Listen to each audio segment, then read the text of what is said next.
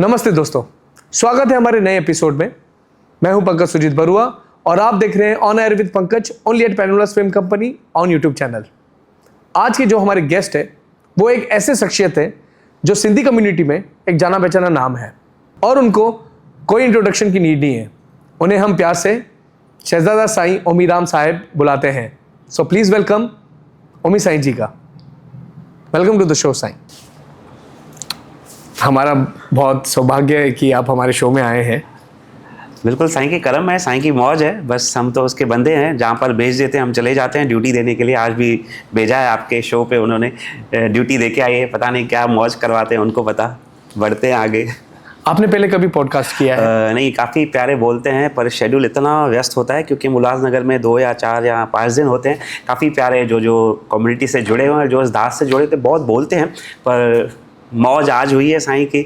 आज भी थोड़ा धर्म संकट था आने का क्योंकि 25 दिन से ट्रैवल कर रहे हैं और आज कल रात को ही उल्लासनगर आए तो आज स्वास्थ्य थोड़ा ऐसे चल रहा था। पर आपका प्यार, संगत का प्यार और संगत की आशीष, प्रभु की रहमत यहाँ पे खींच लाई है आज।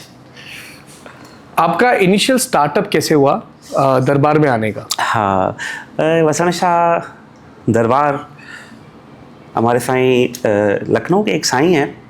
वो बोलते हैं कि वसण शाह दरबार का बच्चा भी, उनकी सोच है ये, उनकी मानता है, बहुत बड़े संत हैं।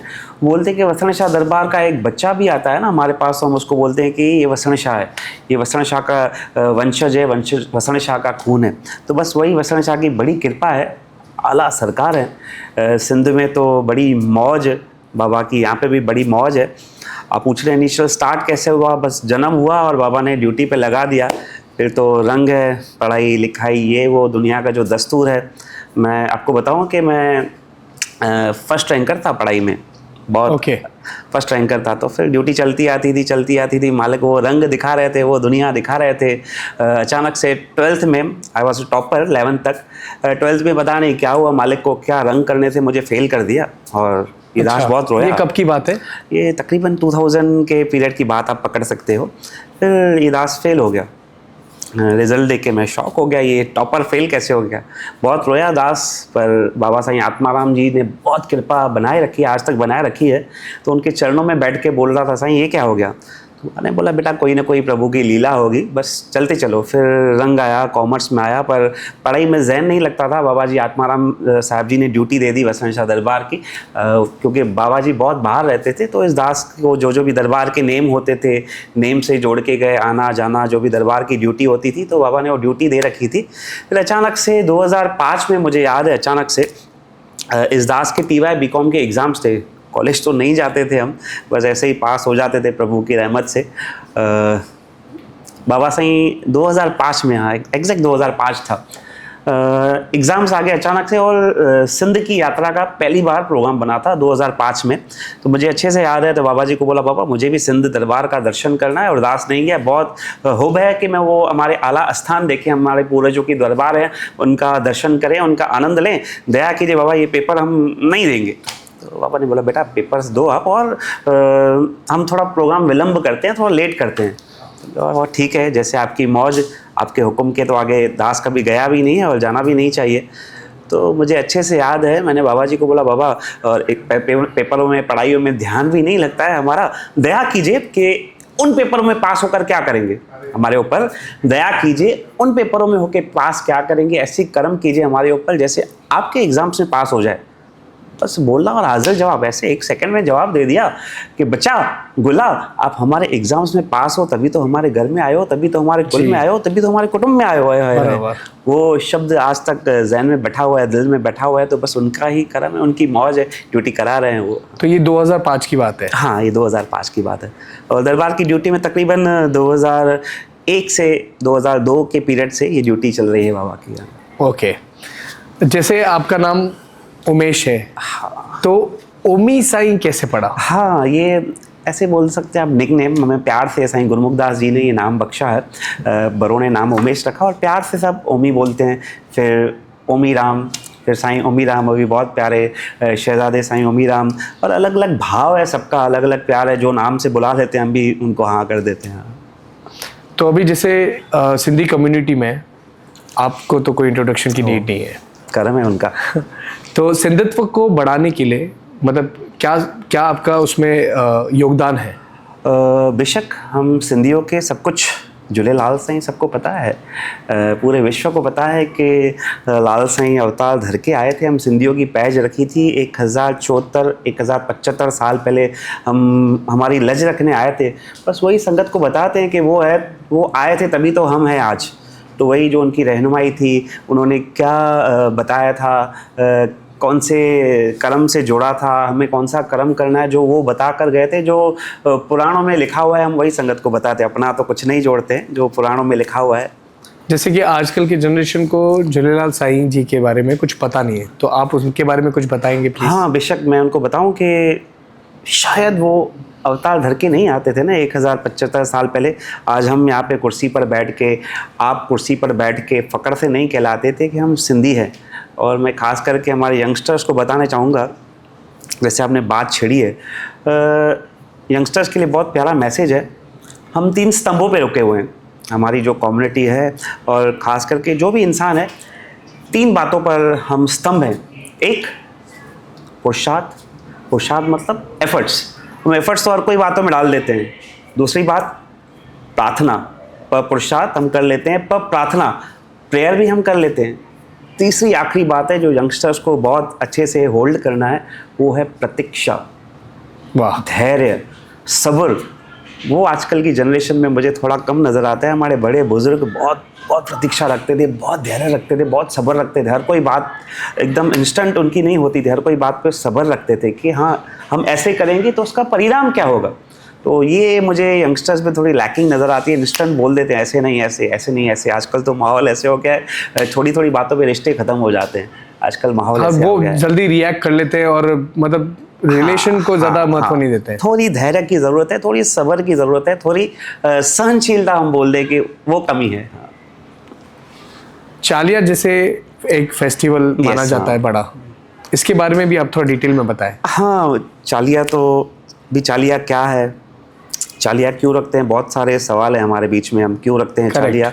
बहुत सारे कन्फ्यूजन्स हैं, बहुत सारे डिसकन्फ्यूजन्स हैं। जो इस दास को पता है कि हम चालिया इसलिए रखते हैं कि उस वक्त जब भी हमारा धर्म संकट में था, तो भी हमारे पूर्वजों ने बैठ के 40 दिन, जैसे सबको पता है, पूर्वजों ने बैठ के हवन किए थे, यज्ञ किए थे, पूजा अर्चना की थी। उस वक्त फ़कत 3 दिन, ये बहुत प्यारी बात है, बहुत लोगों को पता नहीं है, फ़कत 3 दिन हमारे पूर्वज निर्जल बैठे थे।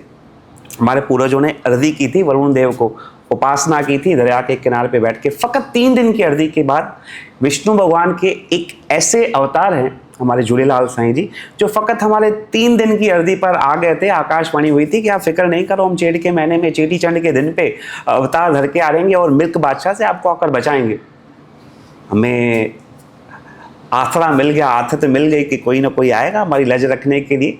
पर उसके बाद भी हमारे पूर्वज बैठे रहे।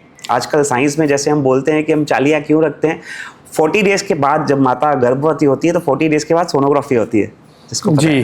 40 डेज़ के बाद सोनोग्राफी होती है। तो उस वक्त भी ये चालिया वही है। 40 डेज़ के बाद हम बैठे थे सिंधु नदी के किनारे पे, हमारे पूर्वज बैठे थे नसरपुर में, जहाँ पे लाल साईं का जन्म हुआ था। माता देवकी को कन्फर्मेशन हुई कि हाँ कि आई एम प्रेग्नेंट, कि मैं गर्भवती हूँ। तो पूरे सिंध में एक प्यारा माहौल हो गया कि हाँ अभी हमें आथत है कि कोई हमारी लज रखने के लिए आ रहा है। तो ये 40 दिन वही है, हम मनाते हैं बड़े आदर से, भाव से शुक्राना करते हैं उनका, आप आए हमारी लज रखने के लिए और आज तक आप हमारी पैज रख रहे हो।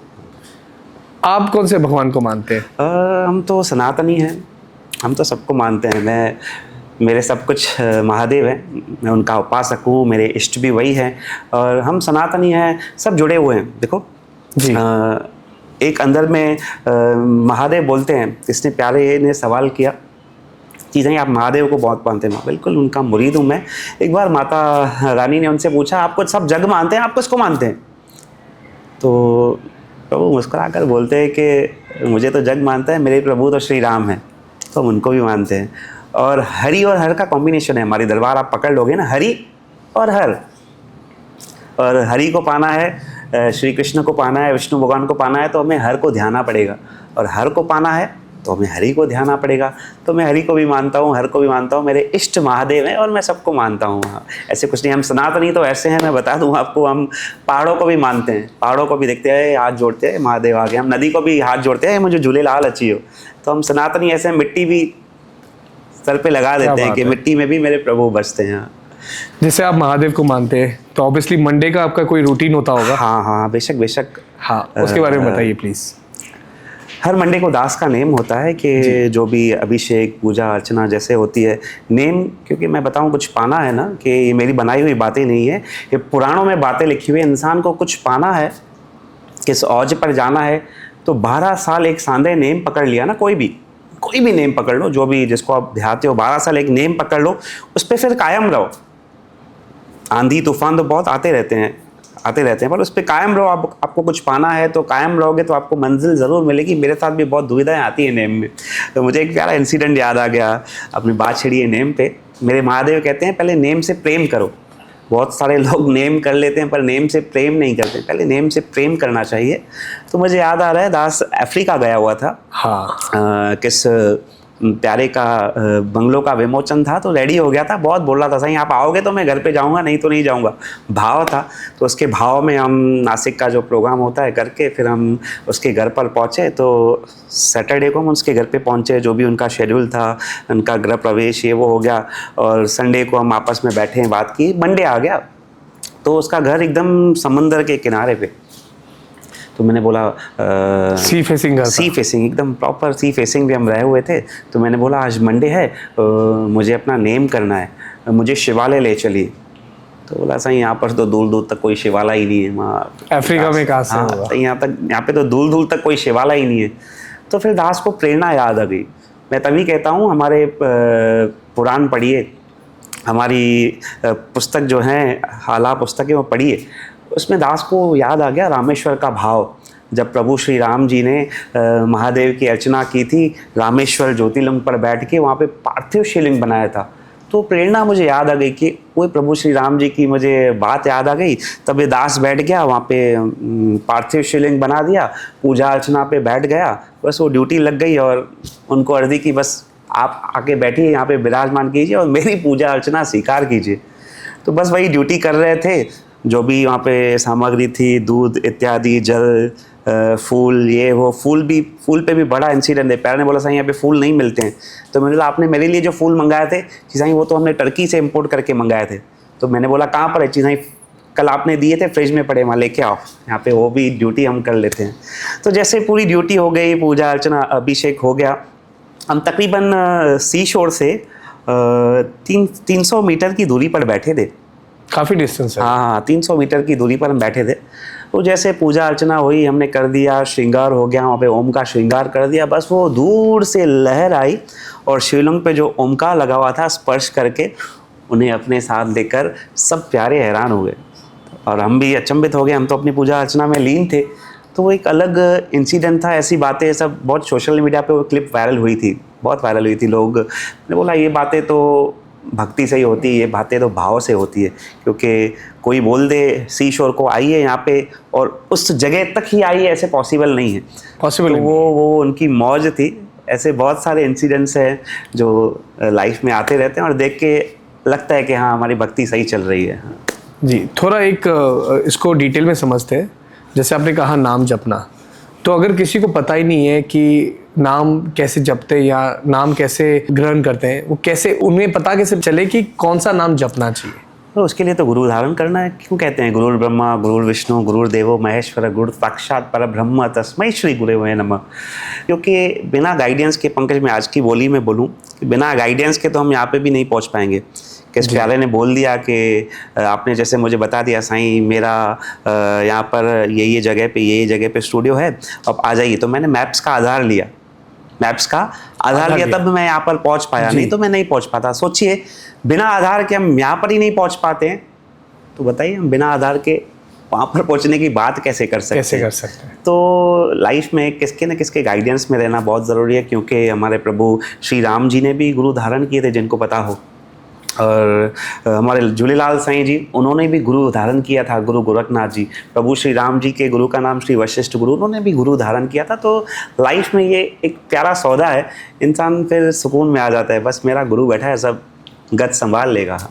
और बहुत लोग तो मैं देखता हूँ गुरु दक्षिणा लेके आते हैं पर नाम जप नहीं करते, तो वो जप करना बहुत ज़रूरी है जीवन में कुछ बनना है तो। और बहुत लोगों के सवाल भी होते हैं, साईं हम नाम तो जपते हैं पर बेदिल से जपते हैं और मन नहीं लगता है हमारा। तो बहुत लोगों के वो भी कन्फ्यूजन्स होते हैं कि साईं वो सकारता है कि नहीं सकारता है। बहुत लोगों के कन्फ्यूजन आते हैं कि साईं हम नाम तो जप कर रहे हैं बोलने पे, और वो सकारता है कि नहीं, वो मालिक के दर पे स्वीकार है कि नहीं है। तो वो भी स्वीकार है। सरल सा भाव में बता दूँ, जैसे हम ट्रेन में सफ़र करते हैं, कभी ऐसा इंसिडेंट आ जाता है कि हमारे बड़े बोलते हैं कि किसके घर पे ऐसा ऐसा प्रोग्राम है, आप जाइए, जाके मिल के आइए। और हमारी दिल नहीं लगती, हमारा भाव नहीं लगता है कि नहीं मुझे नहीं जाना है, पर बड़ों के फॉर्मेलिटी की वजह से हमें जाना पड़ता है, उनके कहने पे, उनके रिस्पेक्ट के लिए। हम टिकट लेके ट्रेन की सीट पर बैठ जाते हैं, हमारी दिल नहीं है, हमारी दिल नहीं होती है, पर हम सीट पे बैठे होते हैं। अब उस वक्त ऐसे तो नहीं होता है कि ट्रेन ड्राइवर हमसे पूछता है आपकी दिल है तो आगे बढ़ूँ ऐसे तो नहीं होता है। बिल्कुल। वो ट्रेन ड्राइवर अपना उद्यम करता है, हमारी दिल हो या नहीं हो, मंजिल पे पहुंचा देता है हमें अपनी, हमारी दिल नहीं है। बस ये भी वही है, हम प्रभु की ट्रेन में बैठ जाएं टिकट लेके, ये टीसी आ जाएगा अचानक से पूछने के लिए टिकट है कि नहीं है, टिकट लेके ट्रेन की सीट पर बैठ जाएं, जैसे वो ट्रेन चालक हमें अपनी मंजिल पर पहुंचाता है ना, तो ये प्रभु भी प्रभु की ट्रेन में जो बैठे हैं ना, तो वो भी उन्हें अपनी मंजिल पर ज़रूर पहुंचाएगा। बस धैर्य रखें और प्रेम बरकरार रखें यार।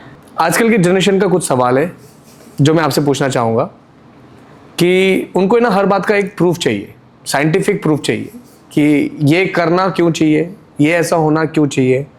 तो उसके बारे में आप क्या कहेंगे? बिल्कुल, बहुत प्यारा आपने सवाल पूछा, क्योंकि आजकल की जनरेशन मैंने देखा है कि वो ये सब बातों को, बहुत सारे हैं मानते हैं, पर बहुत सारे तादाद ऐसे हैं जो नहीं मानते हैं। वो हमें सीधा स्पष्टीकरण से बोल देते हैं, हम ये बातों को नहीं मानते, हम कंप्यूटर को मानते हैं, हम कंप्यूटर युग में रहने वाले, हम सोशल मीडिया वाले, हम फास्ट मीडिया वाले, हम कंप्यूटर को मानते हैं, ये बातों को नहीं मानते।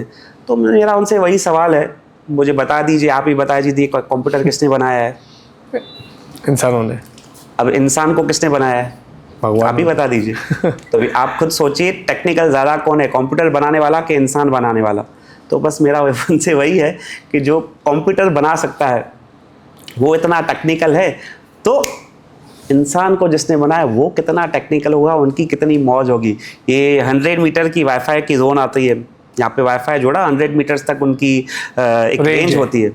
पर ये प्रभु के तार की इतनी रेंज है ना, आप घर पे बैठ के उनको वहाँ पे अर्जी करो, आपका भाव सच्चा ना, वहाँ पे बैठ के हमारी अर्जी स्वीकार करते हैं। हमने तो बहुत देखा है, करके देखिए ये बातें। जैसे 13 नंबर मैंने देखा है काफ़ी कि 13 नंबर आपके लाइफ में बहुत इंपॉर्टेंट रोल प्ले करता है। हर चीज़ 13 है, बट बहुत जगह ये नंबर को नेगेटिव माना जाता है।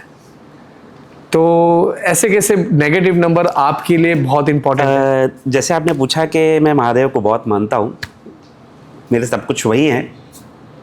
उनको देखता हूँ जब उनकी मौज, उनके रंग, उनकी मौज, जिसको दुनिया धिकारती है, जिन्हें पता है महादेव किस बात पे राज़ी होती हैं, फ़कत बेलपत्री पर राज़ी हो जाते हैं और दतूरे पे राज़ी हो जाते हैं और भांग के प्याले पे राज़ी हो जाते हैं और विष गले में धारण कर लिया। अब उस खेल को समझ में आ जाता है, जो फ़कत दुनिया जिसे धिकारती है महादेव उसे अपना लेते हैं। तो बस वही मौज है, हमारा कुछ नहीं है, मेरा मुझ में कुछ नहीं है, सब कुछ तेरा है। तो जिसे दुनिया अधिकार लेती है महादेव अपना बना देते हैं। तो मुझे यही लगता है कि यही सब कुछ है, सब तेरा ही है साईं, इसके आगे हमें कुछ नहीं सीखना है। और बाबा नानक शाह जी कलयुग के अवतार, कलयुग के सब कुछ, तो उन्हें जब पढ़ाई के लिए लेके गए, पिता उनके कालू राय जी पढ़ाई के लिए लेके गए, तो उनको सिखा रहे थे प्रोफेसर, पढ़िए 1, पढ़िए 2, वो भी बोलते जा रहे थे, पढ़िए 3, पढ़िए 4, पढ़िए 5, पढ़िए 6, 7, वो भी बोलते जा रहे थे, 7, 8, 9, 10, 11, 12, वो भी बोलते जा रहे थे, 12। जब बात आई 13 की तो बाबा नानक शाह जी रुक गए वहाँ पे। 13, मास्टर जी बोल रहे 14, 13, वो बोल रहे 14, 13, मास्टर जी बोल रहे थोड़ा आगे बढ़िए, 15, वो बोल रहे 13, बाबा थोड़ा आगे तो बढ़िए। मास्टर जी को बोलते हमने इतना सीख लिया, सब तेरा है, उसके आगे हमें कुछ नहीं सीखना है। अरे तेरा वाह। के आगे गिनती कोई होती नहीं है हमारे हिसाब से। जी जी जी। अभी हम थोड़ा बहुत रिवर्स जाते हैं, आपके बचपन में जाते हैं। बचपन में आप कैसे थे, कैसे स्वभाव के थे आप? हाँ, बहुत शांत स्वभाव के थे हम। अपनी मौज में ही रहना ज़्यादा पसंद करते, और ज़्यादा पढ़ाई में मैं ज़्यादा ड्यूटी में रहता था, और बस वही होती थी ड्यूटी, पढ़ाई की ड्यूटी और दरबार की जो नीचे ड्यूटी होती थी, बस वही होती थी और वही मौज थी। स्कूलिंग कहाँ से की आपने? स्कूल हम फर्स्ट और सेकंड मैंने श्री सत्य साई स्कूल में, और थर्ड से लेके 10th तक न्यू इंग्लिश स्कूल में। जी। और जब कॉलेज लाइफ आप गए, तो जब टीनेज लाइफ आपका आया, तो वो कैसा एक्सपीरियंस वो था? भी मैं कहता हूँ सब रंग प्रभु दिखाते हैं, वो भी रंग ज़रूरी है, सब रंग देखना ज़रूरी है, तब पता चलता है कि किस रंग में रहना चाहिए, किस रंग में नहीं रहना चाहिए। तो लाइफ है, सबको देखने हैं वो रंग। वो अलग रंग थे, पर प्रभु ने ये रंग में जोड़ना था तो ये रंग में जोड़ दिया। शायद वो रंग नहीं देखे होते तो इस रंग की अहमियत पता नहीं चलती थी। तो पता चलता है कि किस रंग की कौन सी अहमियत है। कॉलेज आपने कहाँ से किया? CHM कॉलेज हमारे उल्लासनगर में इकलौता कॉलेज है। इकलौता कॉलेज है। जी जी। SVS जैसा बोला जाता है, साई वसंत शाह दरबार, इनका क्या महत्व है, वो आप थोड़ा डिटेल में बताएंगे तो बहुत अच्छा रहेगा हमारे। साईं वसंत शाह ऐसी शख्सियत, ऐसे संत, स्पष्टीकरण से बोल दूं कि खुद एक वस्त्र धोती में रहते हैं और हम अपने भक्तों को पता नहीं क्या क्या देते हैं। वो वक्त जब हम 150 साल 125 साल पीछे चले जाएं, 150 साल पीछे चले जाएं, सेवा भाव, बस साईं ने वही पकड़ा, सादगी में रह के अपने गुरु की सेवा की। बाबा पारू शाह जी उनके गुरु, उनकी सेवा की, उनकी सेवा से मौज, जैसे बोलते थे वैसे आते थे। इतनी सिंप्लिसिटी वाली पर्सनैलिटी, इतनी सिंप्लिसिटी वाले संत, जब उस वक्त दरबार में लोग आके, हाक तो साईं की बहुत मशहूर है 150 सालों से, उस वक्त लोग आके सुनते थे वसंत शाह का हम दर्शन करें, तो साईं खुद दरबार में सेवा करते थे, खुद ऐसे लैट्रिन्स की सेवा करते थे, झाड़ू पोछा करते थे। जो दरबार में मस्त मलंग रहते थे उस वक्त, उनकी सेवा करते थे साईं। तो बहुत सारे लोग आते थे, वसंत शाह जी से आके पूछते थे कि वसंत शाह साईं की उनका दर्शन करना है हमें। तो बोलते थे आप बैठिए, वसंत शाह आ रहे हैं, बैठिए वसंत शाह आ रहे हैं। तो जब सेवा ख़त्म करके आते थे, बोलिए हम ही वसंत शाह हैं। तो ऐसी शख्सियत, वो इतनी सिंप्लिसिटी, इतनी मौज थी उनकी। साईं आत्माराम जी के बारे में, उनके बारे में भी विस्तार में बताइए प्लीज़। बाबा आत्माराम जी मेरे सब कुछ। मैं स्पष्टीकरण से कह देता हूँ कि मैंने धरती पे भगवान देखा तो बाबा आत्माराम जी देखा। भगवान तो हमने सुने हैं, पर मैंने साक्षात भगवान के दर्शन किए हैं बाबा साईं आत्माराम जी के नूर में, उनके चेहरे में। मैं बहुत बार, हमें आप ही ऐसी मेरे दादा गुरु तो हैं, पर मैं उन्हें सचपच दिल से आज भी मानता हूँ, मेरे साथ हैं। मुझे तो ऐसे लग रहा है मेरे साथ बैठे हैं और मैं उनके चरणों में बैठा हूँ, मुझे आज भी ऐसे महसूस होता है। और जब भी उनसे मांगने की नौबत नहीं आई कभी, बस सोचकर जाते थे कि आज बाबा से हमें बात करनी है, और कभी भी बोलने की नौबत नहीं आई, बस वहाँ से जवाब आ जाता था। तो सोचो क्या शख्सियत होगी वो, बस जिन्हें बोलने की भी ज़रूरत नहीं थी। आज तो माहौल ऐसे, बोलने के बाद भी इच्छाएं पूरी नहीं होती, वहाँ पे तो हम बस सोच लेते थे, खाली हमारी इच्छाएं पूरी हो जाती थी। बहुत सारे इंसिडेंट्स हैं जो उनके बारे में बातें होती हैं, तो वन ऑफ द इंसिडेंट आप शेयर कीजिए प्लीज़। हाँ, ऐसे तो बहुत सारी बातें हैं, जिनका भाव जुड़ा मेरे बाबा से, जिन्होंने उनसे नाम की सिक्खी ली, बहुत सारे ऐसी शख्सियत हैं। एक बहुत प्यारा मुझे भगत उनका याद आ रहा है कि ऐसे भगत भी होते थे, बाबा साईं आत्माराम जी से रोज़ फ़ोन पर बात करते थे। तभी ये मीडिया का दौर नहीं था, तो हम फ़ोन उठाते थे, और जैसे लैंडलाइन का ज़माना। हाँ, लैंडलाइन का ज़माना था। अचानक से फ़ोन बजती थी और बाबा जी बोल देते, फलाने जो फ़ोन आया थी। तो हम सोचते थे भाई, तभी तो ये डायलर्स भी नहीं आते थे जी, कैसे पता चला, बहुत छोटे थे, कैसे पता चलता है। और उठा देते थे, हेलो बाबा साईं आत्माराम जी सां ॻाल्हाइणो आहे, तो वही नाम वो बोलता था। मैं, यार क्या बात है, क्या मौज है उनकी। तो ऐसे बहुत सारे भगत थे, रोज़ उनसे बात करते थे, जैसे बोले ऐसे भी उनकी मौज होती थी। साईं फिर ये हम काम करने जा रहे हैं, इसमें लाखों का फ़ायदा हो रहा है। बाबा जी बोलते थे, नहीं बेटा, ये काम में नहीं पढ़ो, ये काम में नहीं पढ़ो। अब लाखों का फ़ायदा हो रहा है, काम में पढ़े कि नहीं करे, क्या करेगा इंसान। यहाँ पे दिखाई दे रहा है मैं लाख कमाऊंगा, 2 लाख कमाऊंगा, 5 लाख कमाऊंगा, गुरु ने बोल दिया कि नहीं, तो उनका किंतु परंतु नहीं होता था। साईं क्यों, क्या, कैसे, फिर आगे चल के पता चलता था कि साईं ने मुझे कैसे उन लीलाओं से बचाया। ये मौज होती थी उनकी। बाबा जी वैसे तो करामत, बाबा जी बोलते थे करामत कहर का घर है, पर अपने भक्तों को बचाने के लिए, जिनमें उनके प्राण बसे हुए थे, उनको बचाने की कोई ना कोई लीलाएं करते रहते थे वो। एक बहुत प्यारा भगत साईं जी का, अहमदाबाद का रहवासी किशन चंद करके, he was a chain smoker. मैं बता दूं कि चेन स्मोकर था वो।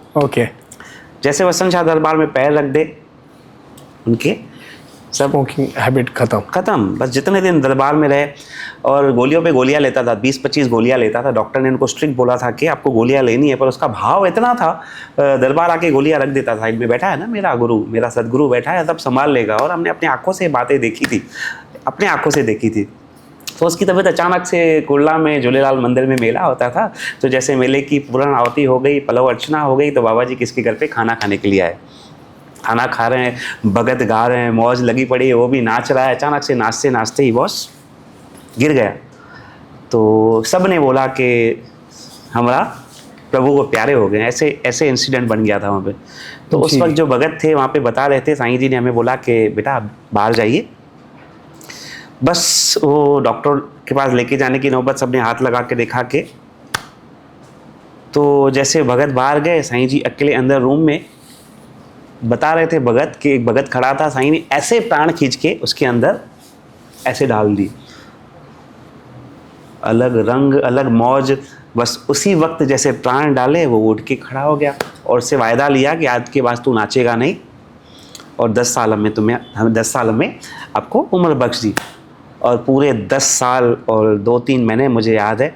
उसके बाद वो 10 साल और 2-3 महीने चले, और हमें अच्छे से याद है, नवसारी में हमें एक दरबार है, नवसारी दरबार में हम बैठे थे। वहाँ पे बाबा चितन राम जी की वर्सी महोत्सव था। अचानक से भोग पड़ा और साईं जी को कॉल आ गया कि साईं आपका किशन चंद प्यारा प्रभु को प्यारा हो गया है। तो उसी वक्त बाबा की आंखों में थोड़ी नमी आ गई, और जैसे भोग पड़ा, पलव पड़ा, तो वैसे प्रोग्राम आगे उल्लासनगर जाने का था, पर बाबा जी वो प्यार निभाने के लिए उस वक्त अहमदाबाद निकल गए थे। ऐसी ऐसी बहुत सारी बातें हैं, ऐसे बहुत सारे भगत हैं जो एकदम स्तंभ थे, एकदम जिनका भाव पक्का था। और बहुत सारे भगत आते थे जी सेवा करने के लिए, तो ऐसे संत थे, प्यार भी बहुत करते थे, तो कभी चपाट भी लगा देते थे, क्योंकि आजमाइश एक बहुत बड़ी चीज़ है। मैंने ऐसे भी भगत देखे सेवा करने के लिए आते थे, तो फिर ठगा लगा दिया बाबा जी ने उसको। अब आप क्या करोगे? कोई संत के पास अपना समय निकाल के, संत के पास समय निकाल के उनकी सेवा करने जाते हो, और संत आपको एक लगा दे चपाट लोगों के सामने, कल से तो आना बंद कर दोगे आप जी। आज माहौल ऐसा है, वो ये सोचे हाँ आज माहौल ही ऐसा है, माहौल ऐसा है, क्योंकि सबको प्यार पसंद है। कोई संत किसको चिल्ला दे तो बहुत बैठे हैं, इधर चले जाएंगे, उधर चले जाएंगे, उधर चले जाएंगे। सच्ची संत आजमाइश लेते थे। तो जैसे उसको चपाट लगी, तो हम तो छोटो भगत आने सुबाने का आचरण बंद करे छड़ी दो। पर उस भगत का इतना प्यारा भाव था, वहाँ पर नाचना शुरू हो गया। माँ फलाना पागल थी, अच्छा पागल हो गए, क्या नाच रहे हो? जी साईं, आज तो मेरे भाग खुल गए, मेरे प्रभु ने मुझे अपना समझा और मुझे लगा दिया, तो आज तो मेरे भाग खुल गए। आज मैं साईं की सेवा स्वीकार हुई, आज मैं साईं के दर पे। ये भाव होता है, जो मिले प्रसाद है। जी जी, वो तो कृपा यही नहीं होती है कि खाली मुझे औश पर बिठा के रखे। कृपा तो वो भी है, बोड़ दे, उसको पसंद है ना, तो बस हम उसी में खुश है। भक्ति का ये अलग भाव है, भक्ति का एक अलग प्रसंग है। भक्ति तो ऐसी है, अलग सुरूर है, क्योंकि भगत के चेहरे पे एक अलग नूर होता है। भगत हर कोई सिचुएशन में रेडी रहता है, भगत हर कोई सिचुएशन में उल्लास में रहता है। अब किससे पूछ लेंगे बाबा ये झाड़ है, कोई पता नहीं किस चीज़ का झाड़ है। पंकज जी, किस चीज़ का झाड़ है ये एक्चुअली मेरी मम्मी का है, मुझे पता नहीं है। चलो ये किस भी चीज का झाड़ है। अब किसी भगत को बोल देंगे ये अमरूद का झाड़ है, इस पे देखो आपको सेब नजर आ रहा है, नहीं। तो साइंस तो फेल हो जाएगी। भगत बोलेगा हाँ मुझे नजर आ रहा है, मेरे प्रभु की कोई ना कोई लीला होगी, भले ये अमरूद का झाड़ है पर मेरे प्रभु की मौज होगी, तो हाँ मुझे लग रहा है कि हाँ प्रभु ने कोई लीला रचाई होगी, तो मुझे यहाँ पर सेब नजर आ रहा है। तो भक्ति ऐसी है जी, भक्ति ऐसी है, उसमें क्वेश्चन नहीं होता कभी भी। यस, हाँ, रख रोरिये वारे थे जब ये बोला जाता है। ये नारा है, हमें हमारा आधार है, हमारे जीने का आधार है। साईं गुरमुख दास जी ने नारा संगत को दिया। एक साईं जी ने कैसेट निकाली थी, रख रोड़ी वारे थे, जिसका टाइटल था उस वक्त। उसमें हमारे आज के बॉलीवुड के जाने माने सितारे अच्छे अच्छे सिंगर्स उनको सुन के आगे बढ़े हैं। सोनू निगम जी, उन्होंने हमारे दरबार के लिए सिंधी में गाना गाया है। सुरेश वाडकर जी, उन्होंने हमारे दरबार के लिए सिंधी में गाना गाया। ये साईं जी ने वो कैसेट निकाली थी, उस वक्त कैसेट का दौर था तब। जी हाँ, जी हाँ, कैसेट पहले तो कैसेट ही चलते थे। और सोनू निगम जी ने 2 दरबार के लिए हिंदी में गाने गाए थे। सुरेश वाडकर जी ने सिंधी में गाने गाए थे। वो बहुत अभी आए थे दरबार, तो उन्होंने गाया था, पीरे यार पी तू घुटे घुटे पी, पीरे यार पी तू छाणे छाणे पी। बहुत प्यारा भजन गाया था उन्होंने। हो दुनिया बाजी घर जी बाजी, हो दुनिया बाजी घर जी बाजी, थींदा रहंदा खेल तमाशा, हरदम रह तू राजी, हो दुनिया बाजी घर जी बाजी। बहुत प्यारे सिंधी में वर्ड्स है कि दुनिया ये बाजीगर की बाजी है, खेल तमाशे होते रहेंगे, खेल तमाशे होते रहेंगे, आप हर रज़ा में राजी रहो, मौज लो उसकी बैठ के, बस वही जीवन है। तो ये नारा क्यों लिया जाता है? ये हम कुछ भी होता है लाइफ में, मैंने कहा हाँ। भगत हर सिचुएशन के लिए रेडी है। तो कब ऐसे हमें लगता है कि हमारे साथ गलत हो रहा है, मैं तो इतना साईं को मानता हूँ, मेरे साथ बहुत गलत हो रहा है, तो उस वक्त ये नारा हमें काम आता है कि रख रोड़ी आड़ते मीठा, साईं आपके साथ गलत नहीं कर रहा है, आपको बचा कर बैठा है, वो जो कर रहा है उसकी रज़ा पे आप राज़ी रहो, उस रोड़ी वाले के ऊपर रखो, इस मुसीबत के दौर से आपको निकालेगा। और सचपच हमें जंगल में भी लगता है कि हम हाँ वो आ गया है मेरे साथ मिलने के लिए। तब बहुत बार होता है कि आंखों के आगे अंधेरा नज़र आ जाता है, कुछ नज़र ही नहीं आते, यहाँ पे फिनिश है, पर वो साईं जी का आवाज़ कानों में गूंजता है, रख रोड़ी वाड़ते, रख रोड़ी वाड़ते, रख रोड़ी वाड़ते। बस 2 मिनट लगते हैं, हम फिर चार्ज हो जाते हैं, फिर जीवन में आगे बढ़ते हैं। थोड़ा इसको डिटेल में समझते हैं, ये रोहड़ी क्या है मतलब? रोहड़ी, जैसे हम उल्लासनगर में बैठे हैं, हम अंबरनाथ में बैठे हैं, रोहड़ी में हमारे पूर्वजों का स्थान है। सिंध सखर में रोहड़ी करके, ये पाकिस्तान हाँ जी। पाकिस्तान में सिंध प्रांत आ गया, सिंध में सखर आ गया, सखर में रोहड़ी, जहाँ पर मेरे बाबा का जन्म हुआ, जहाँ पर बाबा ने अपना कर्म किया, जहाँ पर बाबा ने अपनी लीलाएं दिखाई, तो बस उस रोहड़ी वाले पे रख दो। और मैं आपको बताऊं कि रोहड़ी तो पीरों फ़कीरों से रंगी हुई है। उस वक्त बाबा के समय पे, बाबा जी बताते हैं कि बाबा के समय पे उस वक्त 1.25 लाख पीर फ़कीर, कितने पंकज? 1.25 लाख। 1.25 लाख। आम इंसान जो रहते थे ना, आप जैसे मेरे जैसे आम इंसान रहते थे, वो 25,000, वो 25,000, पर पीर फ़कीर रहते थे 1.25 लाख पीर फ़कीर रहते थे रोहड़ी में। तो उस रोहड़ी को बोलते थे यार रंगुली रोहड़िया, रंगुली रोहड़िया। आप समझ गए ना भाव, मतलब 1.5 लाख लोगों की आदमशुमारी थी, उसमें 25,000 नॉर्मल इंसान थे जो बिजनेस करते थे, और 1.25 लाख पीर फ़कीर, उनकी दुआएं से पूरा संसार चलता था। ऐसे ऐसे पीर फ़कीर हम तो जाते हैं। अभी दास की ड्यूटी है, 15 कुछ दिनों में बाबा पारूशा का मेला है, तो नसीब होगा वहाँ पे जाएंगे सेवा पे। हम देखते हैं अपने आँखों से। बाबा आत्माराम जी बताते थे कि बेटा उन पीरों में इतनी तासीर थी, आम इंसान तो उनके वश में थे ही। दीवारें, द वॉल पर बैठ के चढ़ जाते थे और बोलते थे उसको, हल असांगे घुमाया, चल मुझे घुमा के आ। तो उनके बोलते थे, फिर दीवारें भी चल पड़ती थी। ऐसे ऐसे पीर। तो ये रियल स्टोन्स पर बैठ के उनको बोलते थे, हल असांगे घुमाया, स्टोन चल पड़ता था उनके बैठने के लिए। वो मैंने बोला ये विश्वास भाव एक अलग चीज़ है। बहुत सारे ऐसे पीर हैं। वहाँ पे हमारी कलियों की तकलीफ होती है, आपको पता होगा शायद, तो थ्रोट इन्फेक्शन जो होता है। करेक्ट। तो हमारे बड़े पहले डॉक्टरों में नहीं पढ़ते थे, हर कोई बात के पीर होते थे। तो थ्रोट इन्फेक्शंस, किसको कलियाँ हो गई, तो क्या करें, हमारी बड़ी बड़ी माताएं हैं, वो बोलती थी कलियों बने। तो वहाँ पे ऐसे ऐसे पीर हैं। तो वहाँ पे मामा भाणेजा एक पीर है, तो वहाँ बस इतनी छोटी सी उनका स्टोन रखा हुआ है, वहाँ पे नमक पड़ा होता है, नमक लेके लगा दो, डॉक्टर पे पास जाने की नौबत नहीं आती थी। आज तक हम देखते हैं अपने आंखों से। जैसे पहले भक्ति को बहुत माना जाता था, पहले के जनरेशन टू जनरेशन भक्ति भी पास ऑन होती है, बट अभी जो जनरेशन आया ना, वो ये बातें मानती नहीं है। मैं कहूँगा उसमें कहीं ना कहीं गलती हमारे बड़ों की भी है, क्योंकि हम कहीं भी तीर्थ स्थानों पर जाते हैं तो पंडित जी हमसे पूछते हैं कि उत्तम में उत्तम दान क्या है, बोल देते कन्यादान। ठीक है, वो दान तो उत्तम में उत्तम दान है, पर मैं कहता हूँ कि उत्तम में उत्तम दान ये है कि हम अपने बच्चों को अपनी संस्कृति से जोड़ें, कि जहाँ से आप लोगों ने पाया है तो उन्हें भी पता होना चाहिए कि हमें पूर्वजों ने कहाँ से पाया, उन्हें तो बना बनाया मिल गया। मैंने पता है कि हमारी यंगस्टर्स में ये एक जो पुरुषार्थ की बात बताई आपको, मैंने पुरुषार्थ की बात बताई, प्रेयर की बात बताई, और आखिरी में मैंने कहा धैर्य नहीं है। तो उन्हें हमें सिखाना है कि भाई हमें सब कुछ यहाँ से मिला है, दरबारों से, अपने कुल गुरुओं से, अपने तीर्थों से। मैं कहा कि बच्चों को हिल स्टेशन बहुत पसंद आती है, पर होम ऑफ द नेशन जैसे हमें बोल दें कि धाम, क्योंकि प्रभु बसते हैं तो धाम पे बसते हैं। रिलैक्सेशन आपको हिल स्टेशन पे मिल जाएगी, पर प्रभु को पाना है तो आपके धाम जाना पड़ेगा। हमारी संस्कृति की जो 4 धाम है, 12 ज्योतिर्लिंग है, हम हर साल अपना कोशिश करते हैं कि बस कोई ना कोई धाम पर जाके हर साल। आपने पूछा था बीच में मेरे से सवाल कि साईं 13 जनवरी पे आप कहाँ जाते हैं? जी, हर 13 जनवरी के साल का पहला फेस्टिवल होता है, हम कोई ना कोई ज्योतिर्लिंग पर जाके, जहाँ पे महादेव खुद विराजमान है ज्योति के रूप में, जहाँ पे महादेव खुद विराजमान है लिंग के रूप में। तो अभी ये कितने 13 जनवरी में गए हो आप? इस दास के तो 12 ज्योतिर्लिंग हो गए थे। जैसे हो गए तो बाबा ने प्रेरणा दी कि जो भी आपसे जुड़े हुए हैं उन्हें भी ज्योतिर्लिंग कराइए। तो अब 9 ज्योतिर्लिंग हो गए हैं। 2026 में बाबा केदारनाथ जी का दर्शन होगा, 2027 में मल्लिकार्जुन का दर्शन होगा, और 2028 में काशी विश्वनाथ, भोले बाबा की फेवरेट प्लेस ऐसे बोल दें, जहाँ पर जाके मुक्ति मिल जाती है। जैसे आपके बहुत रूटीन बिजी रहता है आपका, कहीं देखा तो आज यहाँ प्रोग्राम है, कहीं देखा तो वहाँ प्रोग्राम है, तो उल्लासनगर में आप कब अवेलेबल रहते हो? हाँ, ये बस प्यार है सबका, निभाना पड़ता है और तो कुछ नहीं है। जिनके साथ प्यार है, क्योंकि आज के टाइम पे मैं देखता हूँ कि एक रिश्ता बनाना अलग बात है, रिश्ता बिगाड़ना भी अलग बात है।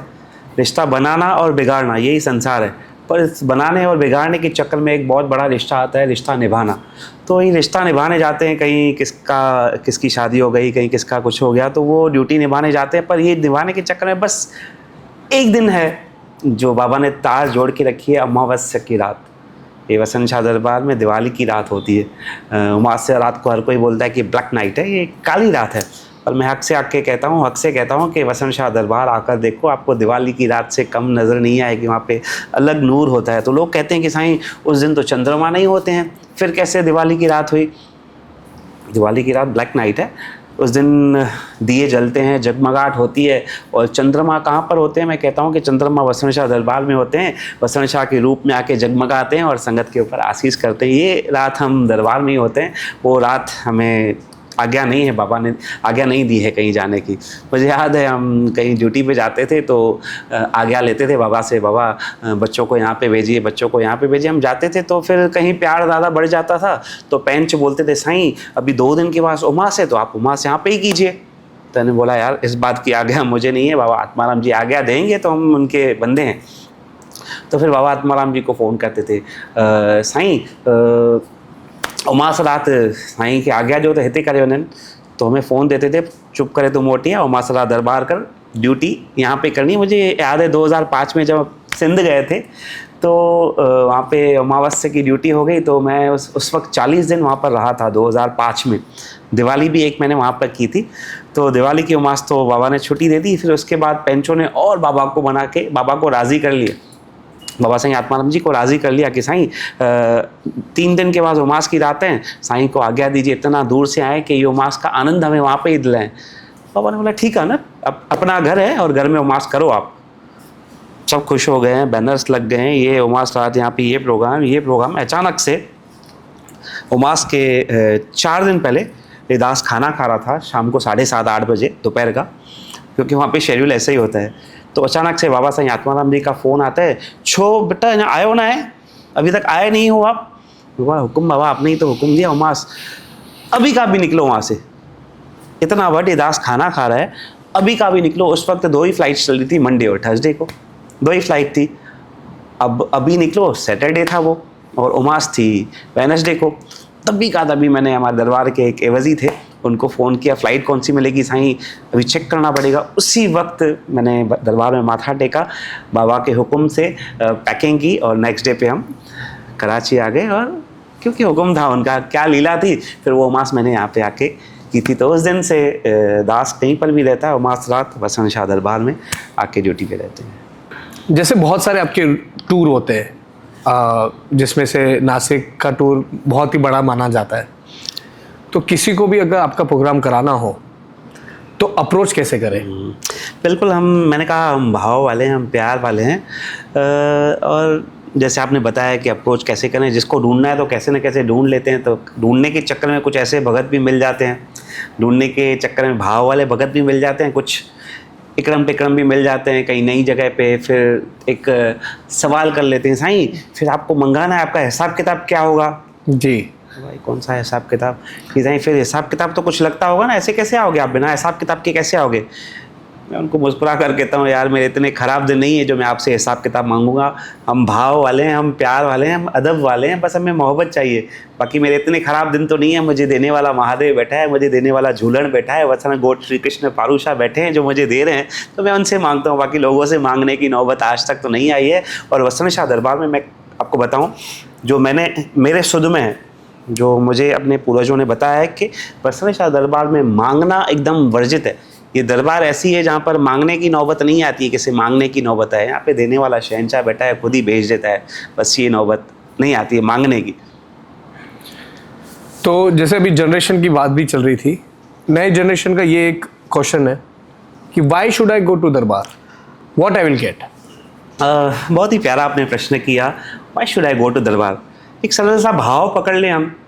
आजकल की जनरेशन बोल दूँ या हर किसी को बोल दूँ, हर किसको साईं ने अपनी अपनी एक व्हीकल बख्शी है। कोई 2 व्हीलर में आता है, कोई 3 व्हीलर में आता है, कोई 4 व्हीलर में आता है, तो हर किसको साईं ने बख्श देती है। मेरा उनसे सवाल है, ख़राब होती है तो हम कहाँ जाते हैं बनाने? उसे कहीं ना कहीं गैराज में चले जाते हैं।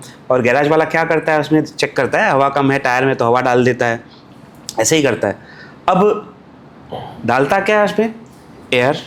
अब साइंटिफिकली हमने हर कोई बात पढ़ ली है, बचपन में हमें पढ़ाते थे स्कूल में, एयर इज़ एवरीवेयर, हवा जिधर किधर है। फिर हम ऐसे क्यों नहीं करते हैं, हवा को बोलते हैं आजा मेरे टायर में पड़ जा। करते हैं क्या ऐसे? हम उधम करते हैं, उधम करके गैरेज में जाते हैं और टायर चेक करके हवा डाल के हमें दे देता है। तो बस यही चक्कर है, जैसे हम उधम करके वहाँ जाते हैं, बताते हैं कि आपका टायर ख़राब है, आपका टायर में हवा कम है, और ठीक कर देता है। तो बस ये कुछ ऐसे स्थान है, परमात्मा ने ऐसे स्थान बनाया जहाँ पे वो टायर ठीक होता है। और यहाँ ज़िंदगी के जो टायर हैं ना, जो ज़िंदगी की हवाएं कम होती है ना, तो सदगुरु के दर पे जाने से ज़िंदगी की हवाएं बढ़ जाती है। जैसे वो टायर ठीक हो जाता है, गाड़ी चलती है, तो सदगुरु भी ये टायर बना के हवा कम, इंजन ऑयल, ये वो जो हमें कमी पेशियाँ ठीक करके हमें बेचते हैं, जाइए संसार में अपना कार्य कीजिए, उद्यम कीजिए। तो ये खेल है यहाँ पे। हमारे यंगस्टर्स कुछ साल पहले हम पीछे जाएँ तो हनी सिंह योयो को बहुत फॉलो करते थे, पता नहीं एलिमिनेटी करते थे, ये बहुत ऐसे बहुत कुछ फॉलो करते थे। हमें आके बताते थे कुछ प्यारे की, साईं देखिए हनी सिंह क्या गा रहा है, तुम्हारी तो आंखें बंद हो जाती थी देख के, ऐसे ऐसे मौज उनकी होती थी। अब देखता हूँ कि मैं अब उनको बोलता हूँ, देखिए हनी सिंह क्या गा रहा है। उस वक्त आप उसको फॉलो करते, वो अभी खुद महादेव को फॉलो कर रहा है। जिस वक्त हम महादेव को उस वक्त से फॉलो करते हैं, वो आज महादेव को फॉलो कर रहा है। तो समझिए, तो ये बातें बहुत लेट है। लोग बोलते हैं साईं हमें 60s के बाद यहाँ पे आना है। 60s के बाद को कुछ समझ में नहीं आता है, दिमाग की बत्तियाँ काम नहीं करती। अभी से हमें रास्ता पता होगा तो हमें जीने का राह मिलेगा, हमें जीने के पता पलेगा कि क्या मौज होती है। आपके पिताश्री जो है साईं गुरमुखदास जी, उनको दिल भर क्यों कहा जाता है? क्या बात है। जिनका नाम सुन के ही चेहरे पर मुस्कुराहट आ जाती है। हज़ारों भक्तों के जीने की आधार है उनकी एक मुस्कुराहट। दिल भर उसको बोलते हैं जो दिल में रहता है। साईं गुरमुखदास जी हम सब भक्तों के दिल में रहते हैं। और मैंने कहा उनकी एक तस्वीर कोई नहीं है जिसमें साईं मुस्कुराते हुए नहीं हो। कोई एक तस्वीर दिखा दे, जो बोलेगा मैं वो हार जाऊंगा। साईं की हर तस्वीर में एक अलग मुस्कुराहट है, हर मोमेंट पे हैप्पी, हर मोमेंट पे चेहरे पे नूर, हर कोई मोमेंट पे चेहरे पे एक अलग झलक। तो दिल भर वही है जो दिल में रहता है। तो आज हज़ारों दिलों की जान है साईं गुरमुखदास जी। बस उनकी बहुत आनंद आता है कि ऐसी शख्सियत की हम बच्चे हैं।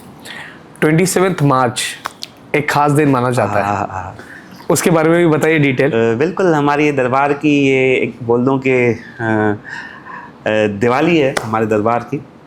और मैं बताऊँ आप भक्तों को कि इस दिन से इतना स्नेह, इतना चाह, हमारे साईं जी का बर्थडे तो है, पर अब हम झूलेलाल जी से जुड़े हुए हैं। हम झूलेलाल साईं के बच्चे हैं, सिंधी हम झूलेलाल के। मैं सोचता हूँ हर कोई बात पे एक गहरा जाने की कोशिश करता हूँ। इतना चाह तो है, पर कोई ना कोई मोमेंट जुड़ा होगा। और अब जाके मुझे पता चला है, जब हम साईं झूलेलाल की जीवनी को ज़्यादा पढ़ते हैं, तो अब जाके पता चला है कि साईं झूलेलाल जी का भी जन्म 27 मार्च 950 में हुआ था। ये साईं झूलेलाल जी की जन्म डेट है। इंग्लिश जो डेट बोलते, चेटी चंड था उस दिन पे, 27 मार्च 950। तो वही इंग्लिश डेट हम पकड़ लें तो अभी जाके पता चलता है कि बाबा दरबार में झूलेलाल जी की बर्थडे और साईं गुरमुखदास जी का बर्थडे सेम डेट पे है। सेम डेट पर है। तो इसे बहुत बड़े पैमाने में मनाया जाता है। तो ये एक तरीके का एक म्यूजिकल फेस्टिवल होता है हाँ। दरबार में। One of the biggest event होगा मेरे हिसाब से पूरे दरबार में। यस। तो इसके बारे में और थोड़ा डिटेल में बताएं। साईं गुरमुखदास जी का एक अलग संगीत से भाव रहा, एक अलग संगीत से स्नेह रहा। उन्हें आनंद आता था कि मेरी दरबार में, बाबा वासण गोट के दरबार, मेरे बाबा के दरबार में सिंगर्स आके हाज़िरी लगे। हमारे दरबार में पहले गुरबानियाँ चलती थी, सत्संग चलते थे। हमारे बाबा गोपाराम जी बहुत प्यारा संगीत, उनकी गुरबानी उन्हें कंठित याद थी।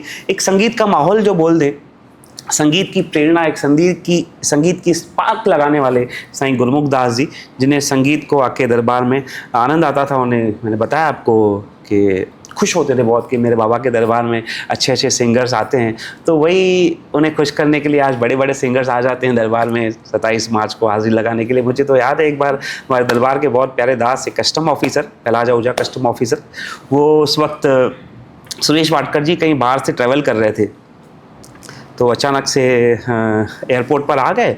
तो ड्यूटी पर कुदरत से हमारे दरबार के कस्टम ऑफिसर ड्यूटी पर थे। तो उस वक्त जब लैंडलाइन का ज़माना था तो कस्टम ऑफिसर ने साईं गुरमुखदास जी को फ़ोन कर दिया। उनका फ़ोन नंबर होता था 7131371313, जो ओके उस वक्त से 1313 लगा हुआ 13 नंबर पहले से। हाँ, वो 7113 साईं का लैंडलाइन नंबर होता था, 713113।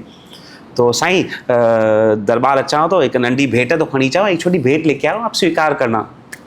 तो जैसे आ गए साईं जी के रूम में, कुटिया में, जहाँ पे दास बैठता है, तो वहाँ पे सीधा सुरेश वाडकर को लेके साईं ने बोला, ये क्या बात है बाबा, ये कहाँ से लेके आया तू? तो बोला, साईं करते हो तुम, मेरा नाम हो रहा है, मेरा आपकी कृपा से सब हो रहा है, करते हो तुम वसण शाह, नाम मेरा और है, बस साईं बस ये भेंट स्वीकार कीजिए। उस वक्त उनका सॉन्ग बहुत हिट हुआ था, मैं घरे मैं घरे मैं घरे मैं घरे, ये सॉन्ग बहुत उनका हिट हुआ था। फिर उन्होंने दरबार में वो हाजिरी लगाई थी बैठ के। वाह, ये तो बहुत अच्छा एक्सपीरियंस हुआ रहेगा तभी वो टाइम पे। आपने उनके नाम पे अपने बेटे का भी नाम रखा है। बिल्कुल बिल्कुल, ये सब बनी बनाई मौज है। मुझे याद है जब हमारे दिलबर साईं का जन्म हुआ था 10 दिसंबर को, सब अलग मौज में थे, अलग रंग में थे, अलग तात में थे। और पूरे मैं आपको बताऊं कि पूरे 13 साल के बाद, जैसे साईं 2000 में ब्रह्मलीन हुए, जैसे कुदरत का दस्तूर है, और पूरे 13 साल के बाद, वही 13 ईयर्स के बाद दिलबर का बर्थडे हुआ। और सबने बधाइयाँ दी, हर जगह से फ़ोन आने लगे, सब मौज में थे। अचानक से रात को, सुबह को बोल दूँ, असुर को, ब्रह्म मुहूर्त के टाइम पे 4 बजे दास कुटिया में बैठा हुआ था साईं की।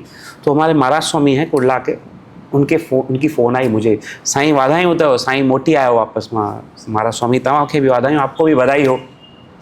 तो मैंने बोला, महाराज स्वामी हो, आप देखिए क्या वर्ड निकलता है। तो साईं मुझे 5-10 मिनट दीजिए। और हम बैठे थे, भगत आपस में ही बैठे थे, चर्चे कर रहे थे, साईं का शुक्राना कर रहे थे, जो भी मौज थी। तो 10-15 मिनट के बाद उनका फ़ोन आया, साईं छोटे जो साईं हैं उनका नाम आपको डी से रखना है। तो मैंने कहा, डी हो खाली? बोला, साईं नहीं, डी और डी के पीछे आया भी आपको लगाना है। तो डी और आया, उसके पीछे और कोई नाम तो बचा ही नहीं, दिलबर। तो सब प्यारे तभी तालियां बजाना शुरू थे, हाँ दिलबर साईं, दिलबर साईं, दिलबर साईं। तो ये मौज थी उनकी। तो फिर बाबा को अर्जी की, साईं ऐसे ऐसे ऐसे ऐसे मौज है, हमारी इच्छा ऐसे, जैसे आप मौज की, ठीक है, दिलबर रखना है ना, ठीक है, हम दिलबर रखते हैं। बहुत बढ़िया। जैसे अभी आपने गाना भी गाया, आपकी वॉइस सीरियसली मैं मतलब बहुत ही पीस मिल रहा था सुन के। तो सिंगिंग में आपने कहीं से अपनी लर्निंग की है, कैसे आगे बढ़े आप? मैंने कहा, पंकज, बिना गाइडेंस के कुछ नहीं होता है। बहुत सारे लोग हैं जो सुन के गा लेते हैं, पर गाइडेंस लेना बहुत ज़रूरी है। मैंने पहले हमारे विकास नर्सिंग होम के ऊपर जयराम दास जी रहते थे, उनसे थोड़ी संगीत की तालीम ली। फिर हमारे हरीलाल जी सोमैया जी हैं, पूरा परिवार उनका बहुत स्नेह था गुरमुखदास बाबा जी के साथ।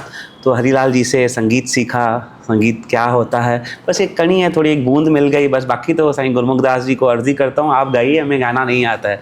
तो वो खुद आके बैठते हैं और जो उन्हें गाना है वो गा लेते हैं। पंचवटी मेला जो नासिक में होता है, आई थिंक मैंने जितना एक्सपीरियंस किया वो one of the biggest event होता है। ऐसा इवेंट हमने कभी देखा नहीं है। It's a biggest event. तो मैं चाहता हूँ वो एक्सपीरियंस भी आप हमारे ऑडियंस को शेयर करें प्लीज़। बिल्कुल। वो एक एक्चुअली हमारी ड्यूटी है। हमारे बड़ों ने जैसे अर्जी की थी, आराधना की थी, नदी के कंठी पे बैठकर झूलेलाल जी को राज़ी किया था। झूलेलाल साईं आए थे हमारी लज रखने के लिए। ये वही है, हमारे बड़ों ने सिखाया है कि बराने की जोत जगाइए। और तीरथ पे बैठकर, जहाँ पे प्रभु श्री राम जी आए थे, जहाँ पे प्रभु खुद बसते हैं, और तीरथ पे बैठकर हम पूजा अर्चना करते थे। पहले तो ऐसे नीचे बैठकर, क्योंकि वो माहौल था। जब मुझे याद आ रहा है कि नीचे बैठकर हमने ऐसे बस जोत जगा के हम यहाँ से एक बस लेकर गए थे। 40 से 50 लोग थे।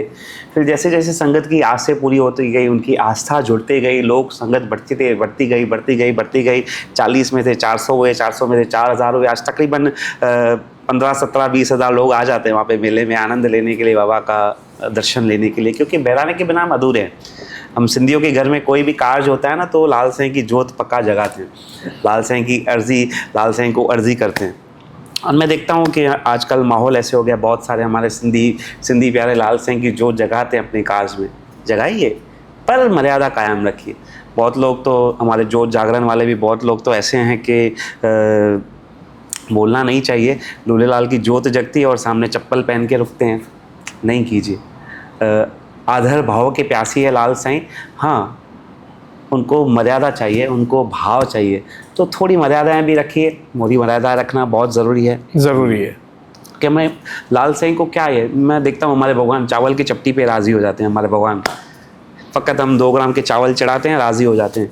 कब सोच के मुझे अफसोस होता है, अरे भगवान होकर 2 ग्राम के चावल पे राज़ी हो जाते हैं। हमारे महादेव बेलपत्री पे राज़ी हो जाते हैं। श्री कृष्ण माखन मक्खी पे राज़ी हो जाते हैं, और हम इंसान कोई बात पे राज़ी नहीं होते हैं।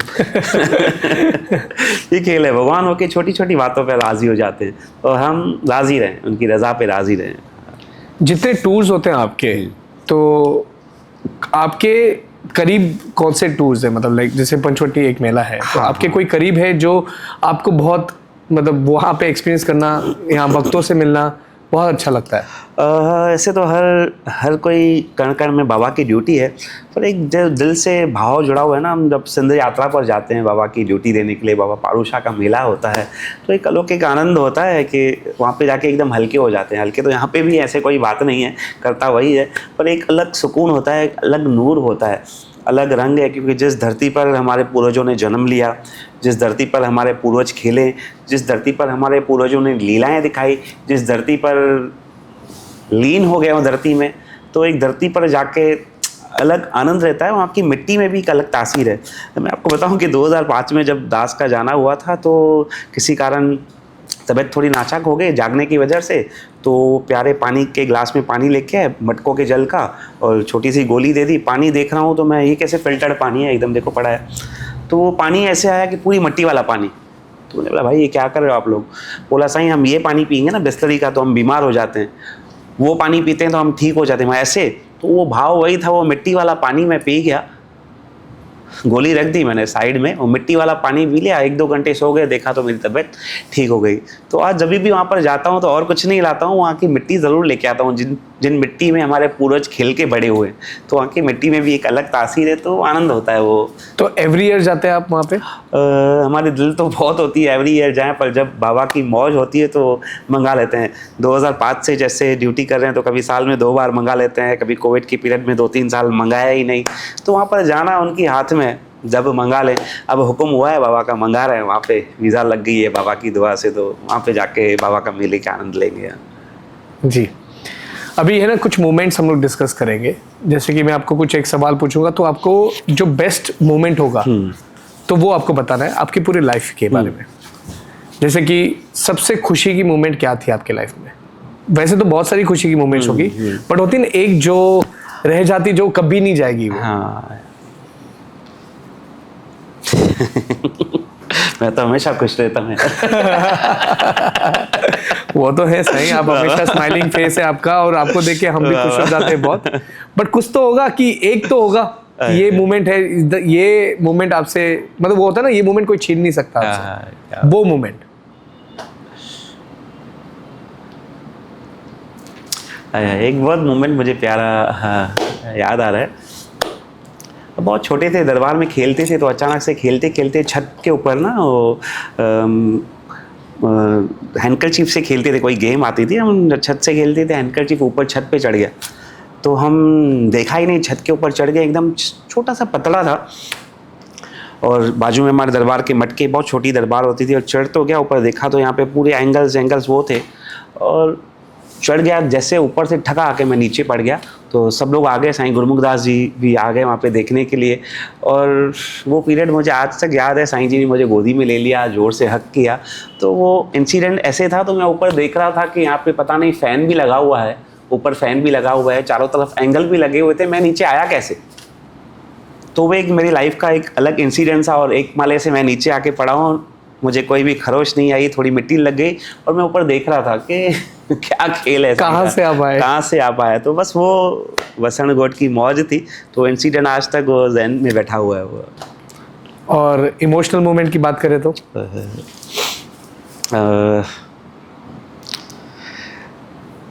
जब हम बहुत छोटे थे, तो ज़ाहिरी रूप में हर कोई चाहता है कि पिता का साया रहे हमारे ऊपर। बहुत छोटी उम्र थी, पता नहीं था क्या मौज है। उस वक्त बहुत लगता था कि साईं जी हमारे साथ नहीं है, साईं जी हमारे साथ नहीं है। जब परमात्मा से जुड़े, वो बहुत एक अलग मोमेंट था, तब लगता था कौन है अपना। पर आज लगता है कि वो कहीं गए नहीं हैं, आज तक हमारे साथ बैठे हैं, आज तक हमारे रंग रचा रहे हैं। वो पीरियड लगता था तब जाके बहुत एक कमी महसूस होती थी, पर आज जब सब काम आके खुद करते हैं, लगता है कि मेरे साथ ही बैठे हुए हैं, मेरे साथ बैठ के एक पीछे हाथ दे रहे हैं, रखरोड़ी यार ते फिक्र नहीं कर, मैं तेरे साथ बैठा हूँ। तो एक हिम्मत वाली बात हो जाती है। मैं भी इमोशनल हो गया, बट ठीक है, coming to the next, regret moment कौन सा था आपका? कौन सी ऐसी मोमेंट है जहाँ पे आपको ऐसा लग रहा है कि मुझे रिग्रेट हो रहा है ये चीज़ को लेकर? पंकज, मैंने आपको बताया कि मैं हर कोई लाइफ की हर कोई मोमेंट को एंजॉय करता हूँ, तो मेरे लिए कोई रिग्रेट मोमेंट नहीं है। मैं ईच एंड एवरी सिचुएशन को हैप्पीली एंजॉय करता हूँ, और मालिक की, प्रभु की लीला समझ के मैं आनंद लेता हूँ उसका। एक सवाल है जो मेरे जहन में कब से है, आपकी परमिशन हो तो मैं वो पूछूं? हाँ बिल्कुल, आप you are free to ask anything. जैसे एक क्लिप अभी वायरल हुआ है काफ़ी, we know that side of the story, हम आपका स्टोरी जानना चाहते हैं। पंकज, मैंने बताया कि मैं कोई बात पे रिग्रेट नहीं होता हूँ, मैं हर कोई लाइफ के हर कोई इंसिडेंट को एंजॉय करता हूँ। हर किसके जीने का एक अलग अंदाज़ है, हर किसके जीने का एक अलग मौज है, हर किसके जीने की एक अलग खुशबू है। हम ऐसे संत हैं किसको रोकते नहीं है कहीं जाने के लिए। मुझे साईं ने सिखाया है कि गुरु एक सेवा अनेक, मुझे मेरे प्रभु ने ये सिखाया है कि गुरु एक सेवा अनेक। आप सेवा कहीं पर भी जाओ, देखो संत अलग अलग प्रकार के होते हैं संसार में। कोई संत अपने भक्तों को ऐसे बांध के रखते हैं, नहीं मेरे पास ही बैठना है। कुछ ऐसे होते हैं कि बेटा आप जहाँ जाओ हमें देखो। मुझे बाबा आत्माराम जी ने यही सिखाया, बा जहाँ जाओ आप हमें देखो। तो मैं जहाँ जाता हूँ बाबा आत्माराम जी को देखता हूँ, जहाँ जाता हूँ अपने साईं गुरमुखदास जी को देखता हूँ। पंकज जी, मुझे मेरे बाबा ने एक वर्ड सिखाया है, एक चुप में हज़ार सुख है। एक चुप में हज़ार सुख थी, एक चुप में हज़ार सुख है। तो मैं पहले भी चुप था, अभी भी चुप हूँ, आगे भी चुप रहूँगा। मेरे मालिक ने जो मुझे ड्यूटी बख्शी है, जो मेरा कलम बख्शा है, तो मैं अपना ज़्यादा समय वो कलम में व्यतीत करता हूँ। बाकी तो इंडिया इंडिपेंडेंट कंट्री है, 1947 में हम लोग सब लोग इंडिपेंडेंट हो गए थे, शायद इंडिपेंडेंट कंट्री है, किसको भी कुछ भी बोलने का अधिकार है। पर मुझे वसण गोट के नाम की महिमा पता है, तो मुझे बाबा वसण गोट ने आज्ञा नहीं दी, मुझे चुप वाली आज्ञा है। बाकी हर कोई होशियारा, हर कोई समझदारा, चुप में बलवा, चुप में आनंद है।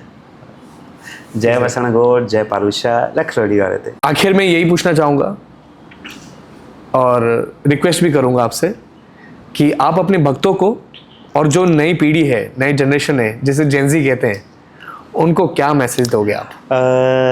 बिल्कुल, आजकल जो बड़े बड़े संत हैं, महापुरुष हैं, एक बात पे बहुत ज़्यादा बात करते हैं कि आप अपने कमाई में से 10% दान करो। अच्छी बात है, एकदम पुराणों में लिखी हुई ये बातें। पर मेरा मानना ये, हम 10% वो तो दे देते हैं, पर हमारे दुख का कारण क्या है, हमारे एंग्जाइटी का कारण क्या है, हमारे स्ट्रेस का कारण क्या है। बहुत लोगों के सवाल होते हैं, साईं हमारा पूरा समय अननेसेसरी की सोच में, टेंशन्स में निकल जाता है, हमारा समय डॉक्टरों में निकल जाता है, हमारा समय वकीलों में निकल जाता है, हमारा समय कोर्ट कचहरी में निकलना जाता है। क्यों? क्योंकि हम 10% वो तो दान करते थे, पर 10% हमारे ज़िंदगी का जो समय है, डेली का जो समय है, वो समय भी हमें धर्म के काम में लगाना है, पूजा अर्चना में लगाना है, हमारे धर्म को देना है, सनातन धर्म को देना है हमें पूजा अर्चना में। तो मैं सबको वही एक मैसेज देना चाहता हूँ कि अपना समय में से 10%, 24 घंटे में से 10%, 2 घंटे 40 मिनट हम नहीं कर पाएंगे, कम से कम 1% अपने लिए निकालें। 1% ये सोशल मीडिया के दौर को छोड़कर 1% हम उसमें लगाएं। 20 मिनट्स दिन के हम निकालें अपने सुकून के लिए, अपनी मौज के लिए। और आजकल फास्टिंग बहुत लोग करते हैं, आजकल हम लोग तो एक नई फास्टिंग निकालिए, डिजिटल फास्टिंग। तो दिन में एक ऐसा समय निकालिए कुछ कि हम डिजिटल वर्ल्ड से थोड़ा दूर रहें, थोड़ा उसमें घुसने की, उनमें गिरने की कोशिश करें, क्योंकि वो व्रत से तो भगवान राज़ी होंगे मुझे पता है, पर मुझे लगता है ये व्रत से थोड़ा हम इंस्पायर होंगे कि प्रभु परमात्मा खुद आके आ जाएंगे, बाबा ऐसे बड़ा कोई मेरा भगत नहीं हो सकता है।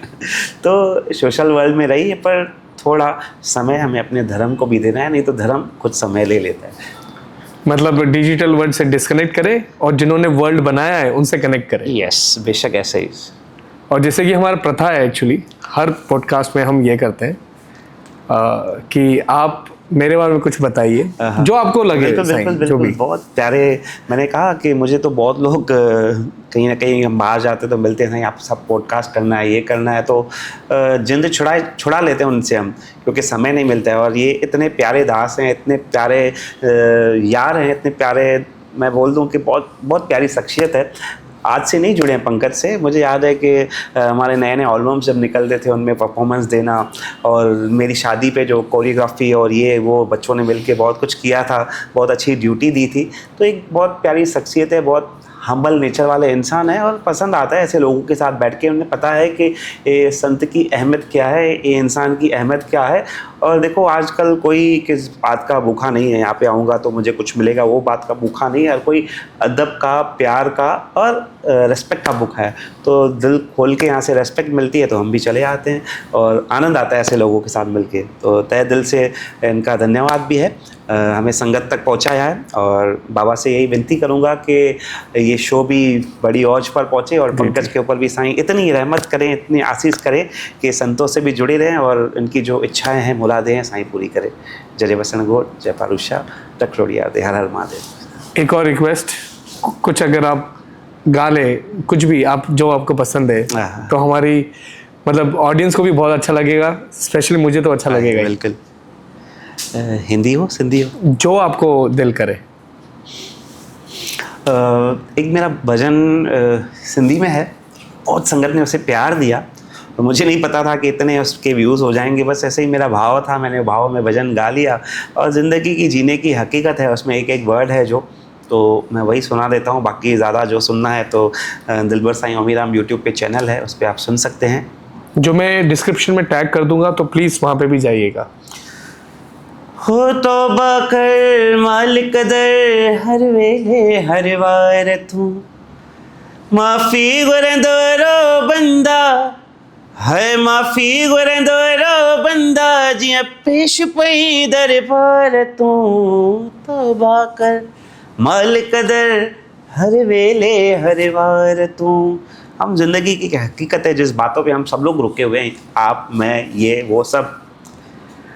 पुण्य कया थी जे के, पाप कया थी जे के, पुण्य कया थी जे के, पाप कया थी जे के, सब कुछ साहिब जाने थो, सब कुछ बाबल जाने थो, हर थोड़ो विचार तू तौबा कर। ये बहुत प्यारी लाइन है। पुण्य और पाप हम सब इस स्तंभ पे रखो, एक तराजू है जिसमें मालिक ने सबको तोड़ के रखा है। बहुत लोग बोलते हैं साईं मेरे साथ गलत कर रहा है, साईं मेरे साथ गलत कर रहा है। मैं बोलता हूँ भाई वो किसके लिए गलत नहीं कर रहा है, सब कर्म का खेल है, सब कर्म की मौज है। बस अपना कर्म सही रखे, क्योंकि सब वही वो कर्म के हिसाब से ही देता है। कोई दुश्मनी नहीं है मालिक की, तेरे साथ, मेरे साथ, इसके साथ, उसके साथ। तो जो लोग बहुत बोलते हैं कि मेरे साथ गलत हो रहा है, मेरे साथ गलत हो रहा है, वो सोचने से वो सोचे कि हमारा कर्म क्या है, तो बस आपको सब फिल्टर हो जाएगा।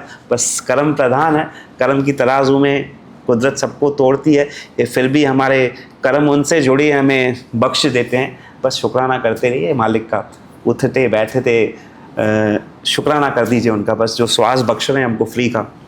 कोविड में तो हमने देखा था कि श्वास के भी पैसे लग रहे थे, तो मालिक का शुक्राना करें कि हमें ये देह बख्शा है, ये श्वास बख्शी है, ये शरीर बख्शा है, और कोई चार्ज नहीं लेता है, कोई टैक्स नहीं लेता है, बस यही मांगता है कि शुक्राना करता रहे बंदा, शुक्राना करता रहे। तो बस ईच एंड एवरी सिचुएशन पे बाबा तेरा शुक्राना, बाबा तेरा शुक्राना, बाबा तेरा शुक्राना। रख रोड़ी हमारे थे। रख रेडी यार थे। Thank you so much Sai for coming to the show and in the short notice. Thank you so much. अगर आपको ये वीडियो अच्छा लगा है तो प्लीज़ लाइक करो, कमेंट करो और शेयर करो, सब्सक्राइब करना ना भूलो। और मैं चाहता हूँ कि ये वीडियो सब सिंधी समाज में या जो भी है सनातन समाज में ये डिस्ट्रीब्यूट करें, और जितना शेयर करेंगे उतना अच्छा रहेगा। Thank you so much.